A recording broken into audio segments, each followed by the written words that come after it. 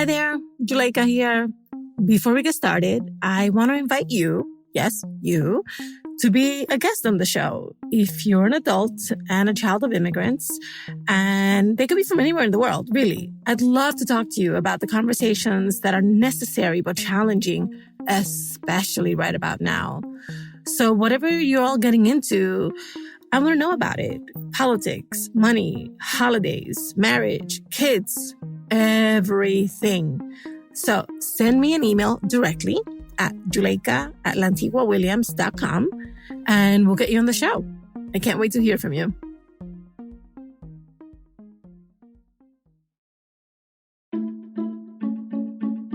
Hi, everybody. Today I'm speaking with Bianca. A few years ago, Bianca decided to separate from her husband and come out to her family as a lesbian. She eventually got divorced and is now co-parenting her 5-year-old daughter with her ex. While some of her family members adjusted well to this change, for her Cuban mom, Bianca's sexual orientation is still a touchy subject. Let's get into it. My name is Bianca. I'm 37. My family's Cuban, so I was born in Miami, but my parents are Cuban. I have a daughter, a 5-year-old daughter. And in my family, we call our parents mom and dad. I always knew that I was attracted to girls, right? That when I was young, now women. But I grew up very conservative. I went to an all-girls Catholic school from elementary all the way to high school. So it was something where I knew it was there, but I always felt like I couldn't express it, or like it was something that I had to keep a secret. But then there came a time, and it was after I had my daughter, where I would take my daughter on walks. And there was a neighbor, and that neighbor, she's gay. She was going on walks because she walked her dogs. So she would sort of join me. And as I was talking to her and I got to know her, I kind of thought to myself, you know what? It's okay to be myself. I don't have to pretend like I'm not who I am. It wasn't necessarily difficult to tell my dad, just because my dad, he was in the music industry where there are more gay people, I guess. My mom, with her, it was more difficult. When I first told her, she's like, well, but you should try and just forget about it and stay in your marriage, because staying in your marriage is the best thing for your daughter. She didn't use these words, but this is what she meant. You doing something that would make you happy, but wouldn't be good for her, is going to traumatize her or affect her. And when she's a teenager, the most important thing for you is going to be your daughter. And she's going to be affected, and then you're going to be sad because of that. So I came out to my mom. It's going to be about a little more than 4 years. I separated from my ex-husband. So I told my mom then, and I moved in with my parents, with my daughter. And my parents, at this point, both of them, even my dad, were like, no, you should go back. You should try and work your marriage. And so I did go back. And I tried to work on my marriage, but there was just no way. I mean, I was so unhappy. Like, I can't even express to you. It sounds dramatic, but like the despair that I felt at that time. And I'm sorry, I'm getting emotional. A divorce is very hard. It's very hard to go. Even if you're the one that, in my case, I was the one that wanted a divorce, it's still hard, you know? She really just wanted for me to stay in my marriage for my daughter. But I think that having panic attacks every day did not make me a good mother. You know, it didn't make me a good mother. And although I guess I broke my family in a way, although I don't think I did, because my ex-husband and I are still friends. He's a very good father. I think being a happy mom makes me a better mom. And I think it shows a better example to my daughter. So my mom accepts me being gay. So we're very close. She always wants to help me with my daughter. She always wants me to go over and be with her. We talk every day on the phone. But the aspect of my love life and of being gay is, it sucks for me that she keeps that at a distance because it's part of me, you know? And there are things, for example, that my sister, because my sister has twins that are 5 months older than my daughter. And there are things that my sister will do, and she doesn't realize that I can't do the same thing. Like my daughter, like I want for her to go to a school where maybe there's a little more diversity, because depending on the demographic, and I don't want to generalize, but unfortunately, it's the reality. Like I might not be able to be myself when I go to birthday parties.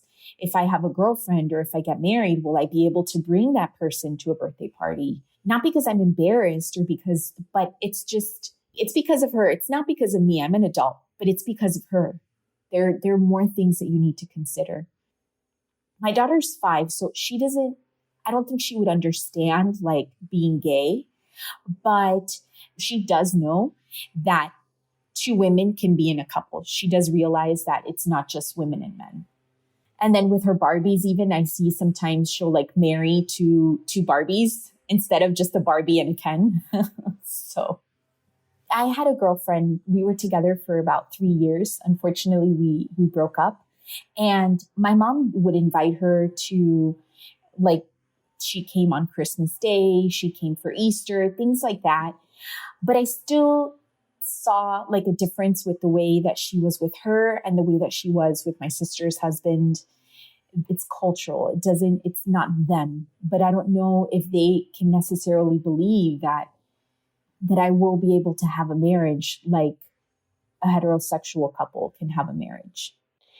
Up to now, it's sort of something that it's understood that I do not talk about.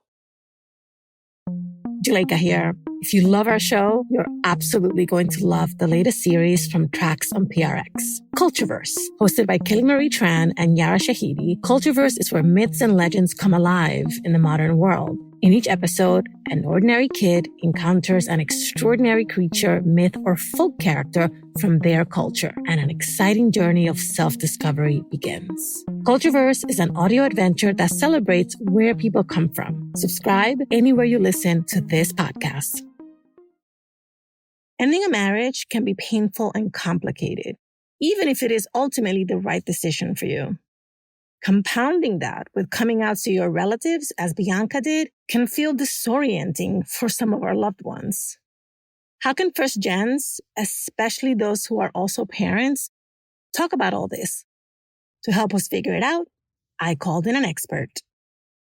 My name is Aida Mandule. I use they, them in English, ella in Spanish, and I am a clinician, sexuality educator, and organizer. Thank you so much for being here. You heard Bianca's story. What did you hear as you listened? Gosh, honestly, I heard parts of my own life in it. That's honestly the first thing that came to mind. I was like, yes, relatable. Gosh, I mean, one of the big dynamics that came up for me there is the need to hide. I can't talk about this. I know this. I know that this is part of me from an early age, but I can't really act on it for whatever reason, and really thinking of family as the core thing in both of our lives.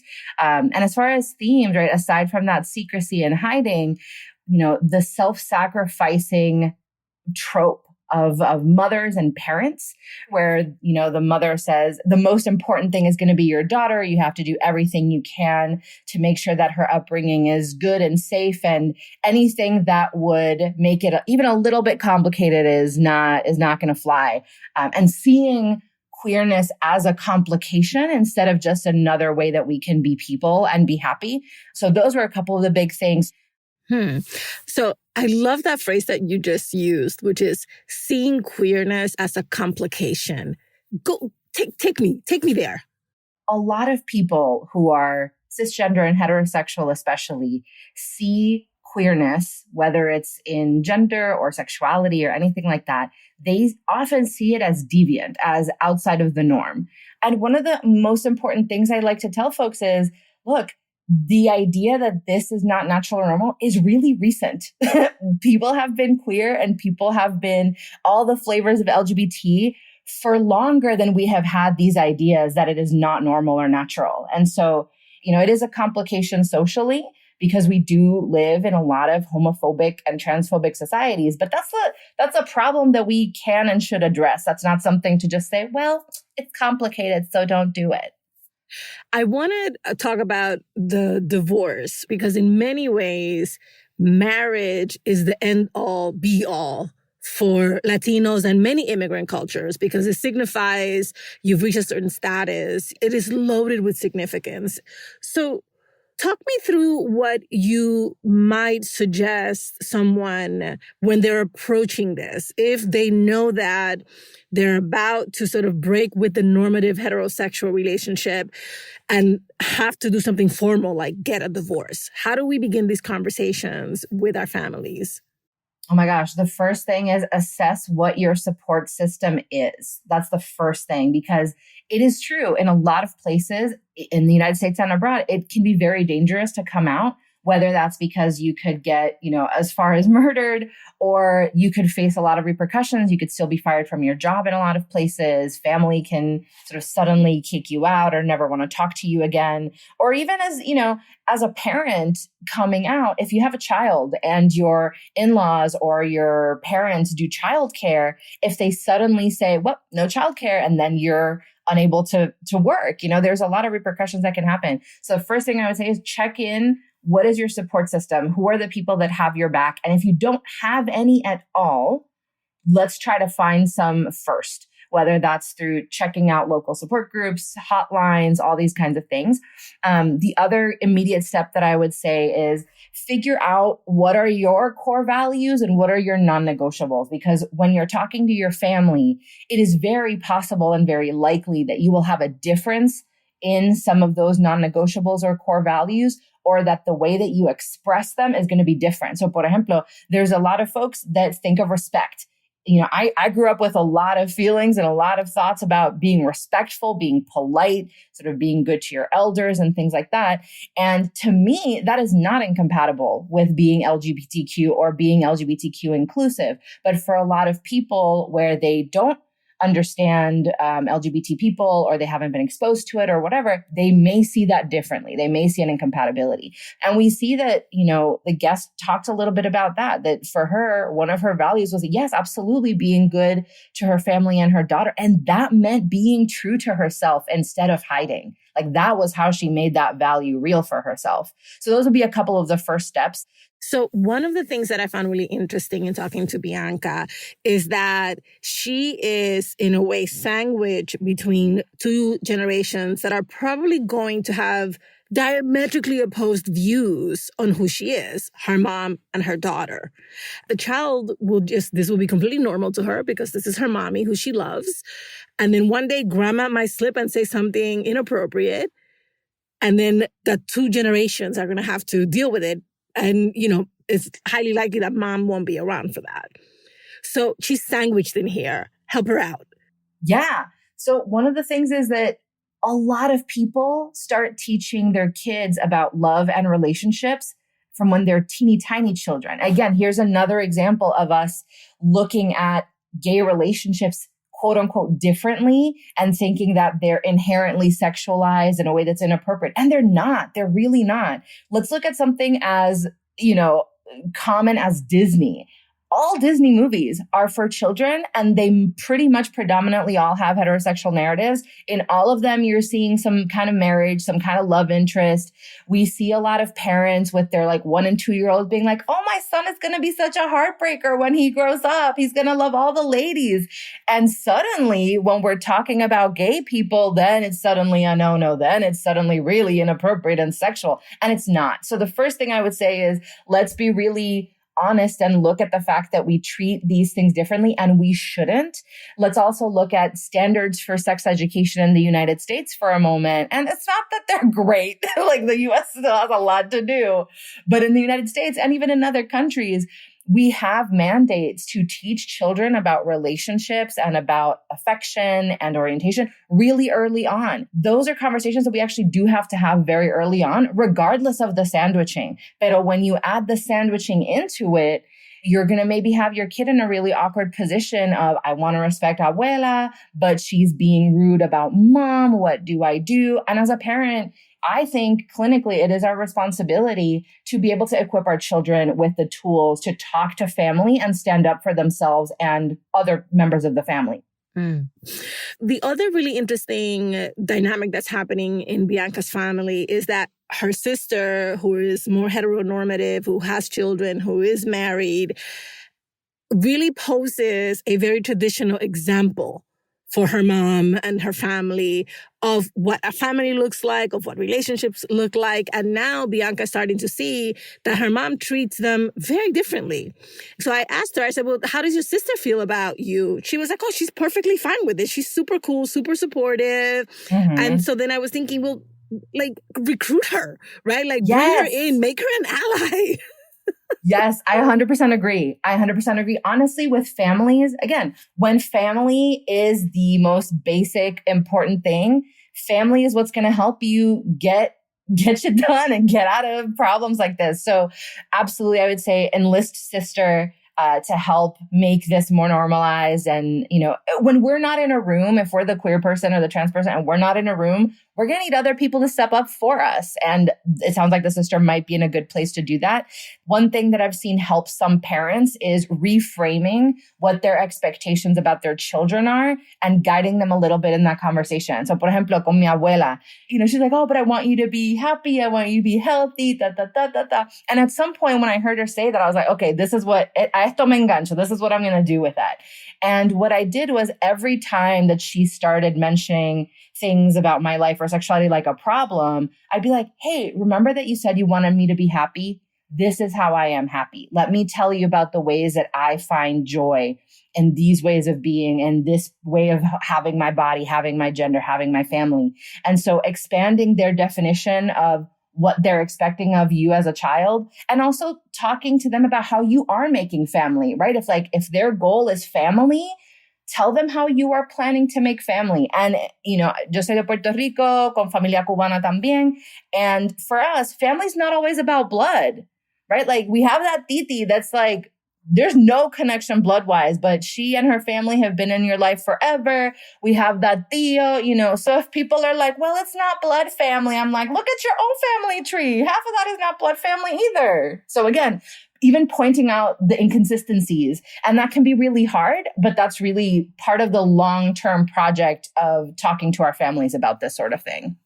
All right, my last question is a question that comes up a lot, which is that a lot of folks in Bianca's situation feel the burden of responsibility for educating their families and bringing them along, and in some cases just converting them to the idea that how they want to live should be celebrated and normalized. How much do you think people should take on this responsibility, and how much do you think that they should not? The main thing I would say is that, look, it's not your job to fix up your entire family tree. It's really not. So what I tell people is assess what is and isn't your responsibility and who told you, right? Because if we have one of those questions without the other, we may not get a good answer. So what do you feel is your responsibility? ¿Y quién te lo dijo? Because sometimes we adopt like a very, you know, whitewashed idea of what our responsibilities is, whether that's saying, bueno, I have no responsibility, I'm independent, who doesn't like it, pa fuera, fuá. But that's not exactly helpful for a lot of people who want to stay in touch with their family and still want to be in connection with them. So what I would say to people is, honestly, I love drawings for this. I love family trees, genograms, all that juicy stuff. Make a drawing or make a list of who the low-hanging fruit are in your family. And I mean that in two ways. Low-hanging fruit, like the people who are going to advocate for you and can help you spread a message of tolerance. And honestly, one of the things that's also been helpful to me and my clients is taking a peek at who in your family is already gay, whether they did use that terminology or not. Because I remember growing up with multiple people in my family that were like, yes, this person and her caregiver of 30 years that lives with her and they have a dog. I'm like, that's not her caregiver. That's her wife. And you might feel alone. You might not have that information. That's also true. But knowing that that does happen in families and you're likely not the first one ever can sometimes be really grounding. Thank you so much, Aida. Thank you. No problem. What a pleasure. And honestly, this kind of project is like exactly what I wish I'd had as a kid. So I'm like, yes, please tell the people how to talk to their families.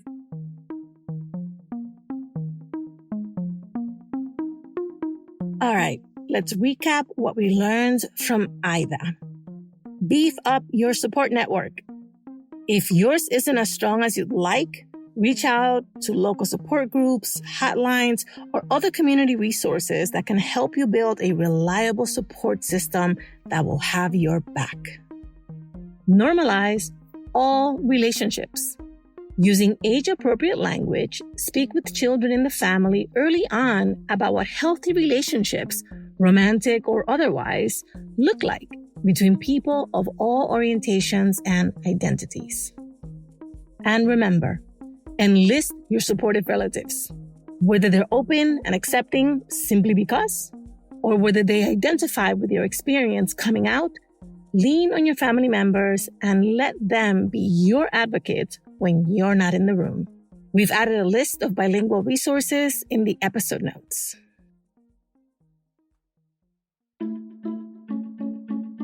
Thank you for listening and for sharing us. How to Talk to Mommy and Papi About Anything is an original production of La Antigua Williams & Co. Virginia Lora is the show's producer. Kojin Tashiro is our mixer. Manuela Bedoya is our social media editor. Cedric Wilson is our lead producer. Jen Chien is our executive editor. Jimmy Gutierrez is our managing editor. I'm the creator, Juleika La Antigua. On Twitter and Instagram, we're at Talk to Mommy Papi. Please follow us and rate us on Apple Podcasts, Amazon Music, Pandora, Spotify, anywhere you listen to your favorite podcasts. Bye, everybody. Same place next week.